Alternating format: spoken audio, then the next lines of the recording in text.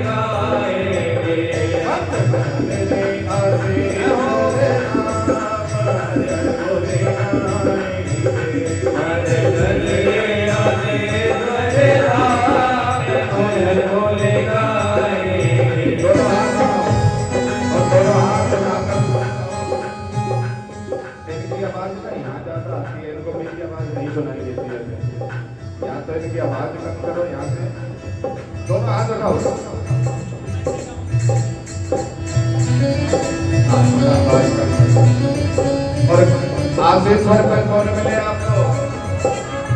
भोले बाबा मिले ना। और आशीश्वर पे जो आएगा तो क्या होती है? आशा पूरी होती है, क्योंकि वो आस लगा के देखा है नंदलाला की। और जो भगत आस लेकर आता है तो वो कहता है कि जैसे मैंने आस नंदलाला की लगाई, वैसे ही अगर मेरे पास कोई भी आस लेकर आएगा तो मैं भी उसकी आस पूरी कर दूंगा। तो इस मन को मेरे बाबा के प्रति समर्पित कर दो। दोनों हाथ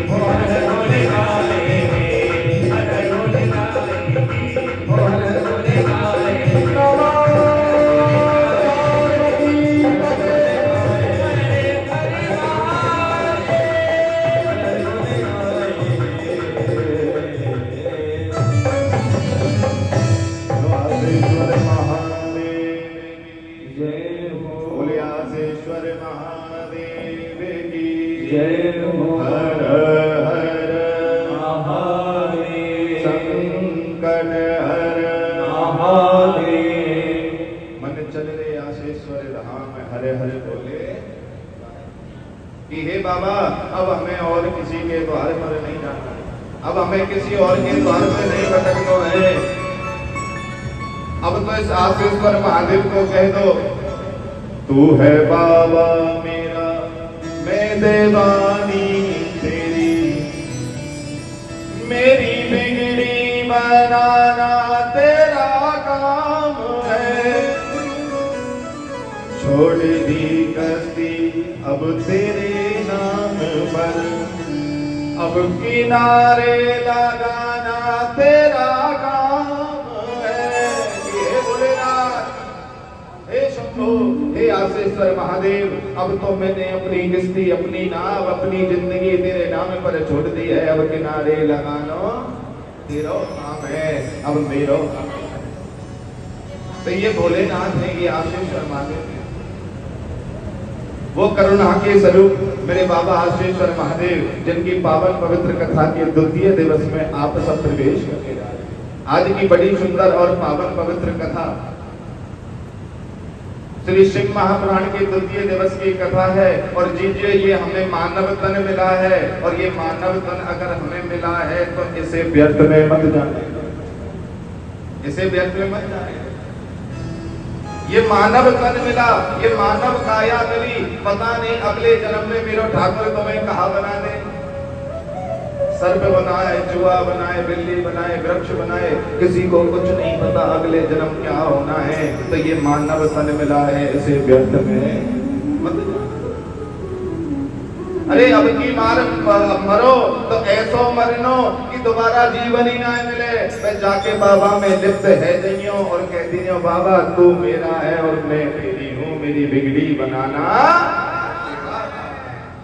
हे भोलेनाथ, हे आशेश्वर महादेव, अब ना है हमें जन्म लेना है, अब ना है हमें मतलब अपनी चिंता है, अब तो बस इतनी चिंता है कि तू हमें दर्शन कब दे दो।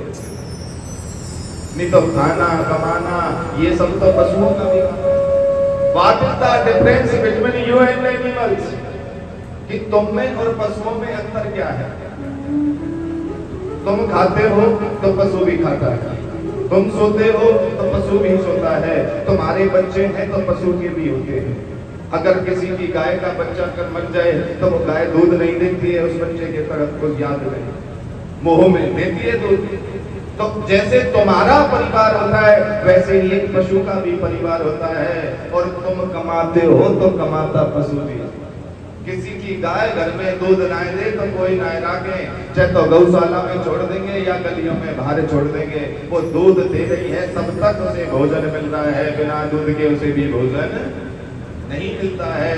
तो इसलिए खाना कमाना, परिवार संभालना ये सब तो पशुओं का भी काम है। अगर हम में और तुम में कोई डिफरेंस है, अंतर है, तो वो सिर्फ एक अंतर है कि वो परमात्मा की प्राप्ति नहीं कर सकता। तुम एक लोटा जल लेकर मेरे बाबा को चढ़ा सकते हो, तो ये जीवन मिला है, ये मानव तन मिला है, ऐसे व्यर्थ में मत जाओ। ये मानव तन है जीजियो, और ये मानव तन अगर तुम्हें मिलो है तो याद रखने मत जानती। श्री शिव महापुराण की कथा यही शिक्षा देती है कि ये काया तुम्हें बार बार नहीं मिलेगी, कि ना बेटा काम आएगा ना बेटी काम आएगी, और ये तेरी माया यहीं रखी रह जाएगी, और ये काया एक दिन मिट्टी में मिल जाएगी। कोई काम ना है। यहाँ देखो, जिस बेटे के लिए हम हमेशा तुम पड़ोसी से लड़ते रहे, जिस बेटे के लिए तुम आशेश्वर पे जल चढ़ाते रहे, वही बेटा मरने के बाद में 2 दिन भी तुम्हारा शोक नहीं मनाएगा, तीसरे दिन तो अपनी नौकरी ड्यूटी बिजनेस पे चला जाएगा। फिर काहे का होगा, काहे को इस मोह में रहना। परमात्मा ने जीवन तुम्हें दिया तो तुम्हारा जीवन यापन करना उसकी जिम्मेदारी है। और मेरे ठाकुर, मेरे बाबा आशेश्वर महादेव ने तुम्हारे बच्चों को भी जीवन दिया है, तो उसकी भी जिंदगी को बनाना, उसकी भी बिगड़ी को बनाना उसी का काम है। फिर क्यों अपने जीवन को व्यर्थ में गवाए जाए। बताओ रामचरित्र की रचना किसने की? रामायण की, राम जी की कथा की। राम कथा की रचना सबसे पहले किसने की थी? सब लोग समझते हैं तुलसी बाबा ने, या फिर कहते हैं वाल्मीकि जी ने। अगर राम की भी अगर रचना की थी तो राम कथा की रचना सबसे पहले मेरे बाबा भोलेनाथ ने, वो शंकर ने, वो आसेश्वर महादेव ने राम की रचना की, राम की कथा की रचना की। हम लोग तुम समझते हैं कि राम जी विष्णु के अवतार हैं, यही समझते हैं ना, राम जी विष्णु के अवतार हैं। आप कभी भी रामायण को उठाना और रामायण को उठाकर राम जी के जन्म की चौपाई को पढ़ना जो बाबा तुलसीदास ने लिखी। जो आनंद सिंधु सुख राशि सीकर ते त्रिलोक वासी ताकर नाम राम अस नामा, कि जिसके नाम को लेने से आनंद आता है, जिसके नाम को लेने से त्रिलोक यानी कि ब्रह्मा विष्णु महेश भी प्रसन्न हो जाते हैं, ये वो राम है। और जब भरत जी का नामकरण कर रहे हैं तो कह रहे हैं विश्व भरण पोषण कर जोई ताकर नाम भरत अस होई।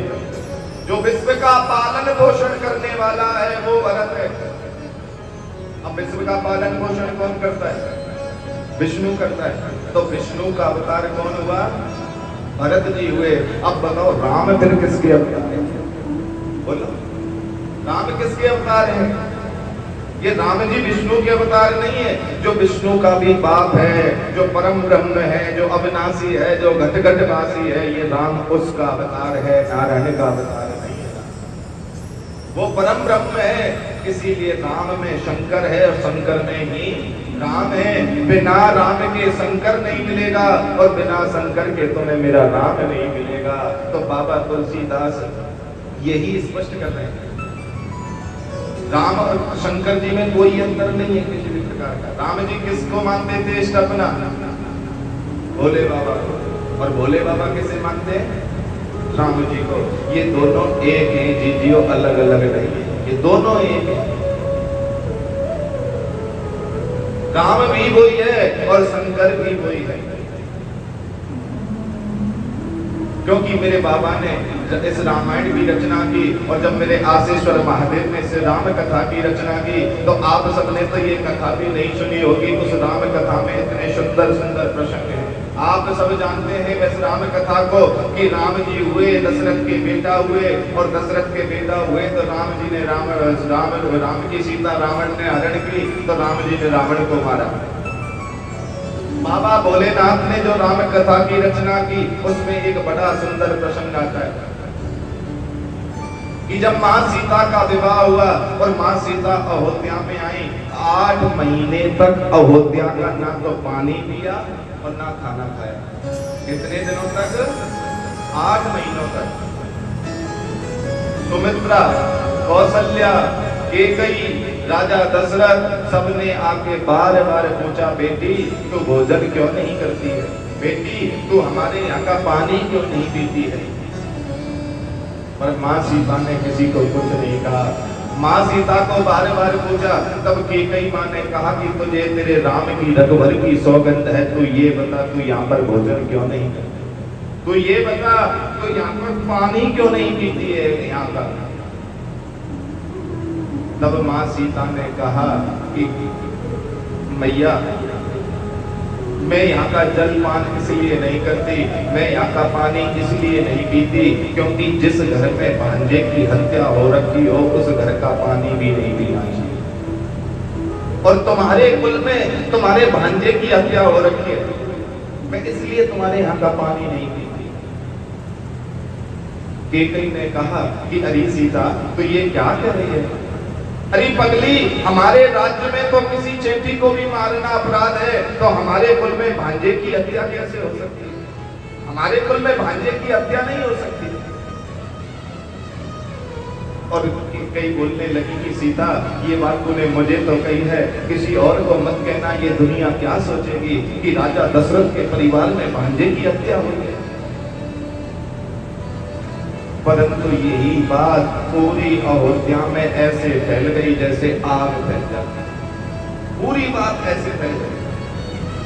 और अयोध्या में जब ये बात फैली तो अयोध्या वासियों ने राजा दशरथ को कहा। राजा दशरथ दौड़ कर आए, सीता के आगे हाथ जोड़कर कहने लगे कि बेटी, ये तूने क्या कह दिया कि हमारे कुल में भांजे की हत्या हुई है? अरे बेटी, हमारे कुल में तो एक चेंटी को भी मारना अपराध है, तो भांजे की हत्या कैसे कर सकता है? हमारे कुल में भांजे की हत्या नहीं हुई होगी। तब मां सीता कह रही हैं कि पिताश्री, जा पहुंचा सरयू तीर, भरने को नीर भक्त का मारा, जल भरने गया बेचारा। कि जा पहुंचा सरयू तीर, भरने को नीर भक्त का मारा, जल भरने गया बेचारा। अब तो सीता ने इतना ही कहा कि राजा दशरथ रुदन करने लगे, रोने लगे। सीता के आगे हाथ जोड़िए राजा दशरथ।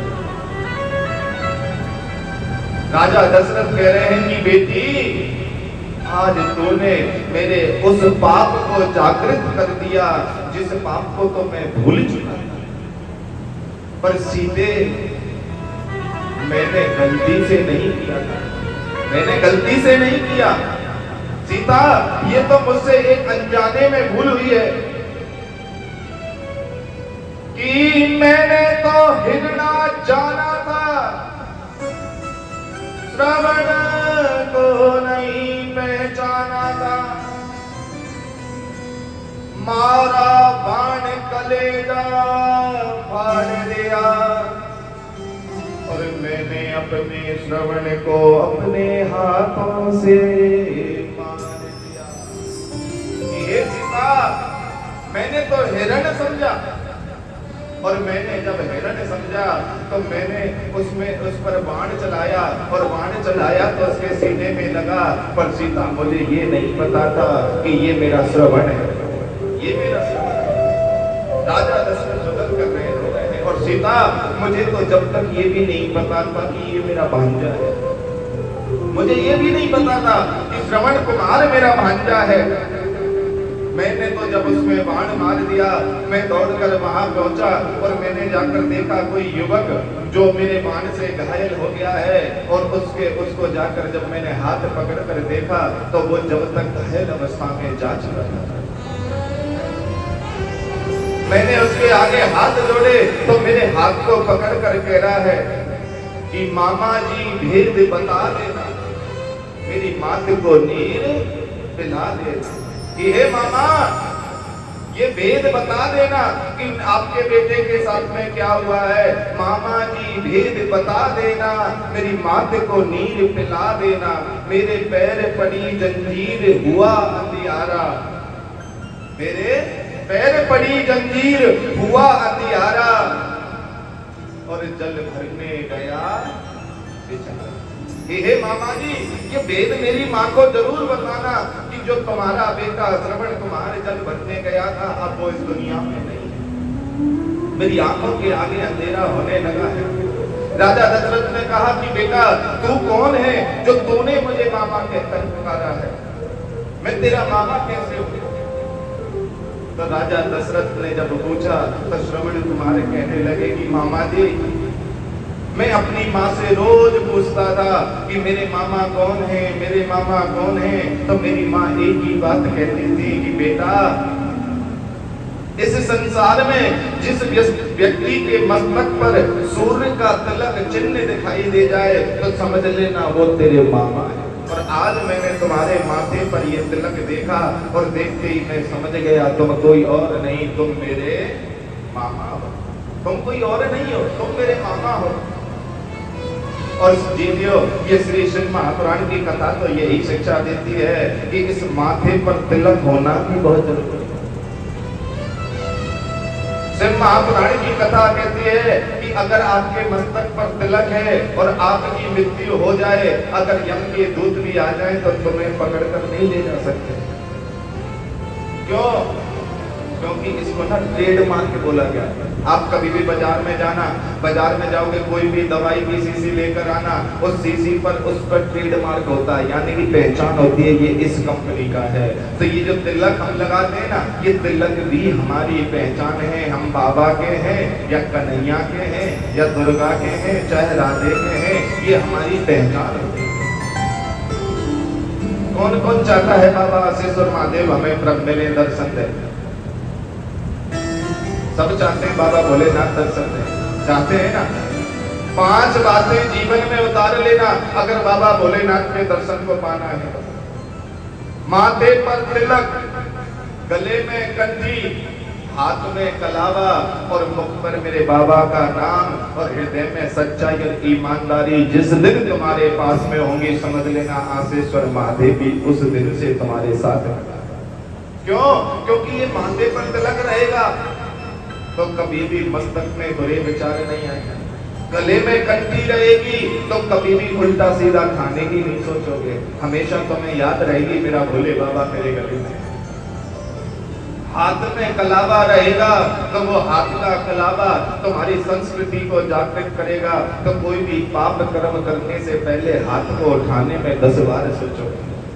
मुख पर मेरे शंकर का नाम रहेगा, मुख पर मेरे आशीश्वर महादेव का नाम रहेगा, तो जीजियो किसी से अब शब्द बोलने का समय ही नहीं मिलेगा। और हृदय में जब सच्चाई और ईमानदारी रहेगी तो समझ लेना उस हृदय में सत्यता और ईमानदारी जब तक तुम्हारे मन में है तो किसी के प्रति ना छल आएगा, ना कपट आएगा, ना मोह आएगा। इसलिए इन 5 बातों को जीवन में जरूर उतार लेना। बोलो हर हर संकट हर। तो वो राजा दशरथ आज सीता के आगे हाथ जोड़कर रोदन कर रहे हैं, रो रहे हैं, कह रहे हैं कि सीते बेटी तूने आज मेरी आंखें खोल दी, तूने आज मेरे उस पाप का पर्दा हटा दिया जिससे तो मैं भूल कर बैठा। और सीता मैं उस जल के पात्र को लेकर गया। अब मैं जब लेकर गया तो मैंने देखा कि मेरी बहन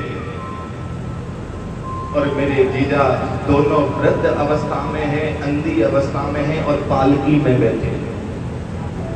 अब मैं उन्हें दूर से देखकर रो रहा हूँ, रुदन कर रहा हूँ। अब मैं कहूँ तो कहूँ कैसे कि मैंने अपने ही भांजे को अपने हाथ से मार दिया। सीता मैं रोता रोता धीरे धीरे बढ़ता गया। मैं बहन तक पहुंचा नहीं, उससे पहले तो मेरी बहन ने मुझे बोल दिया, अपने पति को बोल दिया, अजी सुनते हो, लगता है आज मेरा भाई मेरे पास आ रहा कि हे सीते, उस मेरी अंधी बहन ने मेरी आहट से मुझे पहचान लिया कि मेरा भाई मेरे पास में आ रहा है। आज मुझे लग रहा है मेरा भाई मेरे पास में आ रहा है। वो स्वांगी माता जो राजा दशरथ की बहन है और शांति मुनि जो स्वांगी माता के पति हैं, दोनों ने पहचान लिया कि आज हमारा भाई, आज हमारा साला हमारे सामने आ रहा है।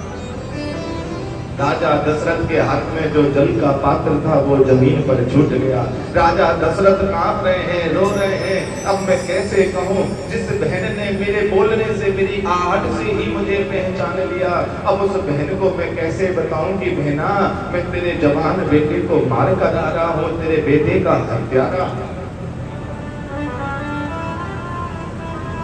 राजा दशरथ धीरे धीरे गए। सुहांगी मैया ने कहा कि भैया प्रणाम, आप आए, हमें बड़ी खुशी हुई, पर अभी जाना मत। तुम्हारा भांजा बचपन से मुझे रोज पूछता है मेरा मामा कौन है, मेरा मामा कौन है। अब वो आएगा और आकर उससे मिलकर जरूर जाना, अपने भांजे के दर्शन जरूर करना। राजा दशरथ रो रहे हैं, रुदन कर रहे हैं, आंखों में आंसू आ रहे हैं। उन अंधे माँ बापों को देखकर रुदन कर रहे हैं। उस जवान बच्चे को जिसको अपने हाथों से मारकर राजा दशरथ आए, वो रुदन कर रहे हैं। राजा दशरथ ने दोनों हाथों से अपनी बहन का हाथ पकड़ा और कहने लगे कि बहना, जिस भांजे की प्रतीक्षा में तू मुझे रोक रही है, अरे बहना मैं उस भांजे को अपने हाथों से मार कर आ रहा हूं, उस भांजे की हत्या करके आ रहा हूं मैं।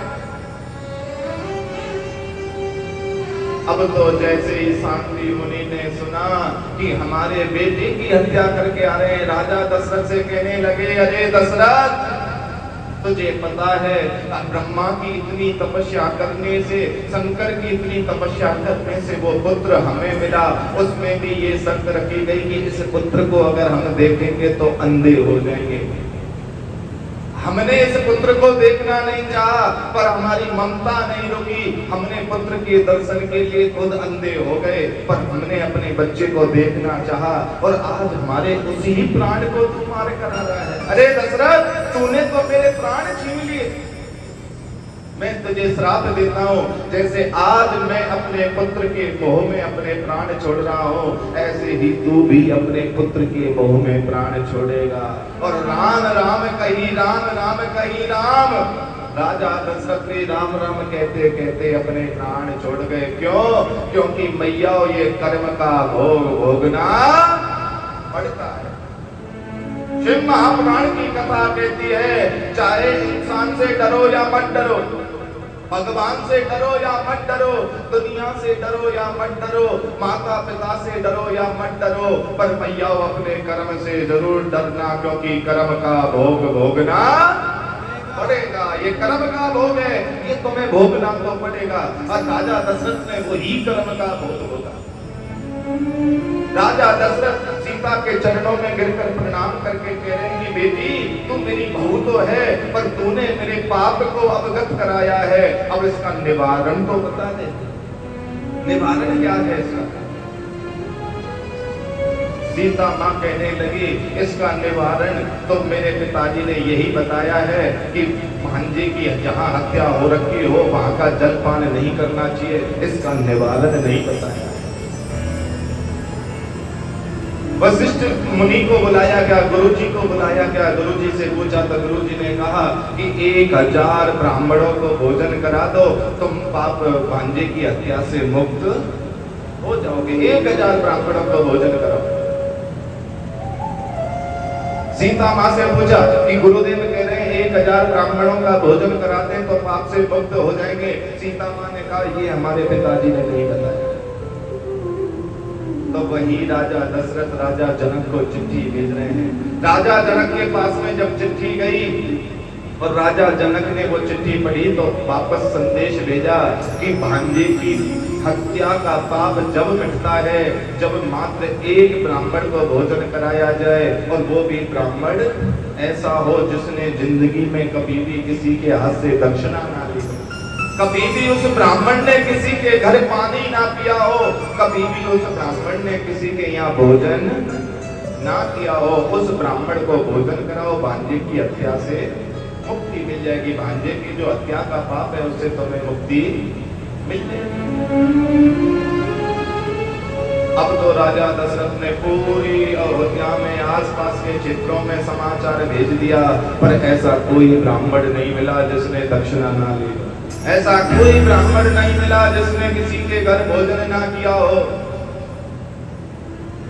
अब तो राजा दशरथ ने दोबारा चिट्ठी भेजी।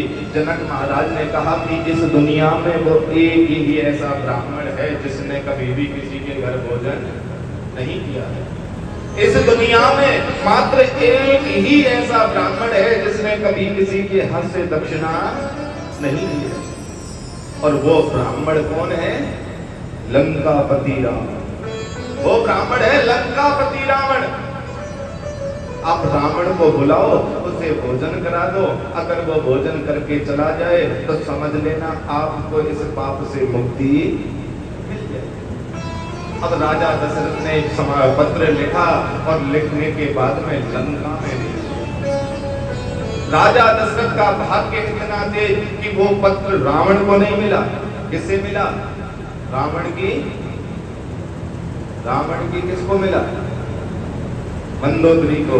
कौन है रावण की वो पत्नी? तो वो है जो पति का पतन कराए। मंदोदरी ने तो हर समय रावण को ज्ञान दिया है। वो कौन है? वो धर्म पत्नी है। उस धर्म पत्नी को जब वो पत्र मिला और पत्र मिलने के बाद में उसने पढ़ा तो वो पत्र दिखाया नहीं, रावण के पास में कहने लगी कि स्वामी तुम ब्राह्मण कुल में जन्मे हो, और आपने कभी भी किसी भी यजमान का भला नहीं सोचा, आपने कभी भी किसी भी यजमान का कल्याण नहीं सोचा। अरे तुम ब्राह्मण हो, कभी किसी के यहाँ हवन करने नहीं जाते, कभी पूजा करने नहीं जाते, कभी भोजन करने नहीं जाते। तो रावण मुस्कुरा कर कहने लगा कि अरे देवी, मुझ दशानन रावण को कौन भोजन कराएगा, मुझे कौन दक्षिणा देगा, मैं ही दुनिया को दे दूंगा। मंदोदरी ने कहा कि स्वामी, इस अहंकार के पर्दे को अहंकार से थोड़ा सा दूर होकर देखो कि तुम भी पुलस ऋषि के परिवार से हो और तुम्हारा कर्तव्य बनता है जगत का कल्याण करना। साधु और ब्राह्मण कौन है? किसे कहते हैं साधु और ब्राह्मण? साधु नीति पर कार्यम, जो दूसरों के कार्यों को साधे, वही तो साधु और ब्राह्मण है। ब्राह्मण का कर्तव्य क्या है? कोई बुरा कहे तो भी भला सोचो और कोई भला कहे तो भी भला सोचो। हमेशा साधु और ब्राह्मण का यही कर्तव्य है। कहने लगे कि हे स्वामी, तुम ब्राह्मण हो, तुम्हारा कर्तव्य होता है यजमान का उद्धार करना, भक्तों का कल्याण कराना। तुम एक तरह से परमात्मा रूपी वकील हो और ये मजिस्ट्रेट है हमारा आशीश्वर महादेव। अब इसके आगे फाइल लगानी पड़ेगी तो संत महात्मा ब्राह्मण की शरणागति तो लेनी पड़ेगी। अब कोर्ट में तुम अपनी फाइल सीधी दे सकते? कौन करना पड़ेगा? वकील करना पड़ता है। उसी तरह परमात्मा को कोई हाजिरी लगानी है तो किसी वकील का सहारा तो लेना पड़ता है। रावण ने कहा ठीक है, किसी के यहाँ से निमंत्रण आएगा तो हम भोजन करने चले जाएंगे। इतनी देर में वो चिट्ठी ली और लेकर रावण के हाथ में दे दी कि प्रभु निमंत्रण तो आया रखा। अब सोचो यहाँ पर मंदोदरी ने किस धर्म का पालन किया? यहाँ पर धर्म पत्नी का पालन किया। इसीलिए बाबा तुलसीदास ने संपूर्ण रामायण में मंदोदरी को धर्म शब्द से संबोधित किया है। कहीं पे बिना धर्म के नाम नहीं दिया उसका, हर जगह पर धर्म पत्नी धर्म शब्द से संबोधित किया। और यही हमारे जीवन में होना चाहिए। हमें पत्नी बनकर नहीं जीना चाहिए, क्योंकि पत्नी तो उसे कहते हैं जो पति को पतन के रास्ते पर ले जाए, और धर्म पत्नी उसे कहते हैं जो पति को सत्कर्म के रास्ते पर ले जाए, मेरे आशीश्वर की शरणागति में ले गए। इसीलिए कल मैंने कहा था, आप लोग अपने पतियों की पत्नी हो या धर्म पत्नी हो? कौन हो? और धर्म पत्नी का कर्तव्य है यहाँ तुम कथा सुनो, शाम को अपने घर में बच्चों को सुनाओ, आज पुजारी के छोरा ने ऐसे ऐसे सुनाया। समझ में आ गया? जाके अपने घर में बताओ कि आज शिव महापुराण में हमने ऐसो ऐसो सुनो। क्या तुम्हें पता था कि श्रावण कुमार राजा दशरथ का भांजा है? बोलो। श्रवण जो है राजा दशरथ का भांजा, वो रावण जो सीता का हरण करता है। ये देखो बाबा भोलेनाथ की राम कथा में वही रावण राजा दशरथ के यहाँ पर भोजन करने आ रहा है। और रावण जब राजा दशरथ का भोजन स्वीकार कर लेता है तो राजा दशरथ के यहाँ रावण भोजन के लिए चलता है। और जैसे ही अपने द्वार पर पहुंचता है तो उसे याद आती है कि ये मुकुट को उतार कर चलता। क्यों? क्योंकि ये जो मुकुट है ना, ये जो ताज है, ये मेरे अहंकार का प्रतीक है, और मैं अहंकार को अगर लेकर जाऊंगा तो मुझे वहां परमात्मा के दर्शन नहीं होंगे। इसलिए रावण अपने मुकुट को उतार कर अहंकार में तीन गए, धन वैभव और वंश, और ना मानो तो देख लो रावण कौरव कंस। ये अहंकार तो जीतो किसी का नहीं बचा, अभिमान तो किसी का नहीं बचा। जहां अभिमान होता है ना, वहां तो मेरा परमात्मा इतना सुंदर जो है परीक्षा लेता उस व्यक्ति की जिसकी कोई सीमा नहीं। तो कभी जीवन में अहंकार मत करना, क्रोध मत करना। कभी भी जीवन में ये मत सोचना कि ये सब हमसे हो रहा है, हम ही कर रहे हैं। अरे हम तुम तो कुछ नहीं कर सकते, करने वाला तो वहां बैठा है, वो करता है जो भी कुछ करता है।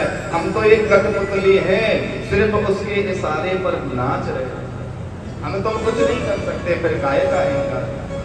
सोच कर देखो जीजियो, हमने उस परमात्मा को विसार दिया जिस परमात्मा ने हमें इतना सब कुछ दिया। आजकल हम बड़े दुख से दुखी रहते हैं, हमारा बेटा हमारी सेवा नहीं करता, हमारी जो है बेटी हमारे बारे में नहीं सोचती। अरे वो सेवा करेगी कहाँ से, जब तू अपने बाप को भी विसार गया तो वो भी तुझे भूल जाएगी। सोचो, मेरे आसेश्वर महादेव ने कितना सुंदर रूप दिया, मेरे बाबा ने इतनी सुंदर आंखें दी, नाक दी, कान दिया, मुख दिया, हाथ दिए, पैर दिए। अगर वो तुम्हें विकलांग कर देता तो कैसा होता, वो तुम्हें काना कर देता कैसा होता, वो तुम्हें नाक नहीं देता तो कैसे लगते। मेरे बाबा ने जब तुम्हें इतना सब कुछ दिया तो देखो हम उसी को भूल गए, हम उसी को ही भूले बैठे। मेरे शंकर ने तुम्हें तुम्हारे ऊपर इतनी कृपा करी और आज हम उसे याद नहीं कर रहे हैं, बस माया में पड़े जा रहे हैं, लगे जा रहे हैं, उस माया की ओर भगे जा रहे हैं। अरे जीजिए, ये माया काम नहीं आएगी, ये मायापति मेरा शंकर काम आएगा। इसलिए इस जीवन को व्यर्थ में मत गवाओ, इसमें कुछ ऐसा करो जिससे, ये अनमोल जीवन है तुम्हारा, और इस अनमोल जीवन को व्यर्थ में गवाया है ना। अब देखो हमारा कर्तव्य क्या है, हम जब गर्भ में होते हैं तो बाबा को कहते हैं, बाबा हमें बाहर निकाल, मैं पूजा करूंगी, पाठ करूंगी, दान करूंगी, ये करूंगी, वो करूंगी। और बाहर आने के बाद 99 हो गया है, 100 कब होगा, तो एक ही चिंता है, 99 है कि 100 कब होगा। और कोई बाबा जी संत महात्मा मिल गो तो बातें एक ही बात पूछे कि बाबा मैं इतना बता दे, पैसा घर में ना रखो, इतना पूछा कि पैसा घर में ना रखो, तो यह जीवन है व्यर्थ में मत गवा। अनमोल तेरा जीवन जो ही गवा रहा है, अनमोल तेरा जीवन जो ही गवा रहा है। किसे और तेरी मंजिल किसे और मेरा है, किसे और मेरी मंजिल किसे और हमारा है, किसे और तेरी मंजिल किसे और जा रहा है। ओ इसे और मेरी मंजिल किसे और जा रहा है।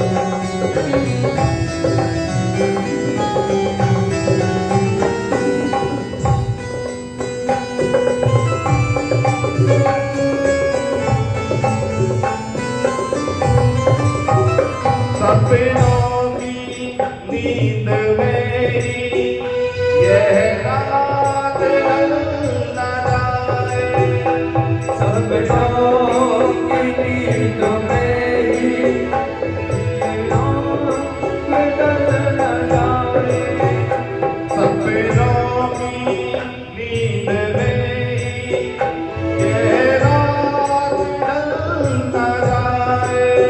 ओ सपनों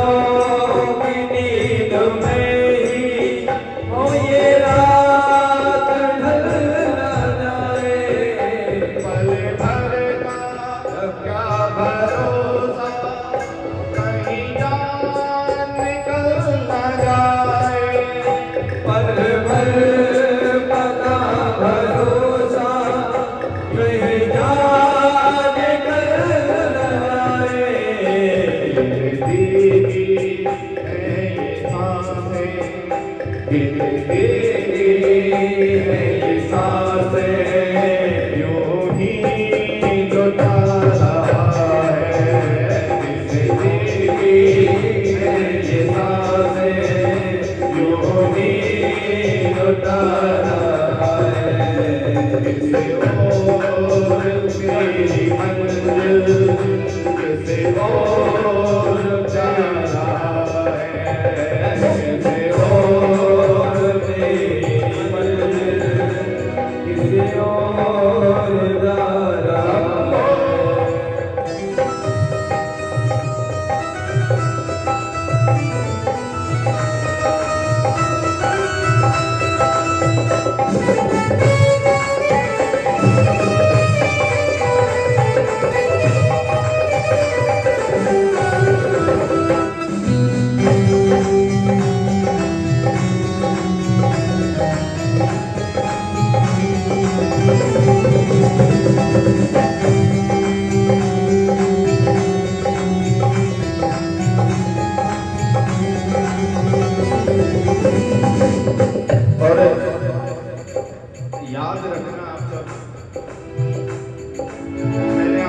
कल भी कहा आज भी सुनाया, जिस मोह में आप पड़े हो ना कोई काम नहीं आएगा, कोई नहीं आएगा कि जाओ काम।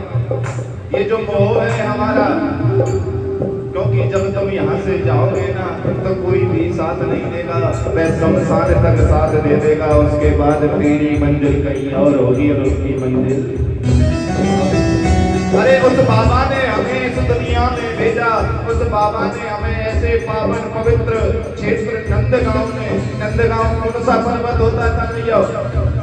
ये शिव पर्वत है, यानी कि ये मेरे बाबा का स्थान है।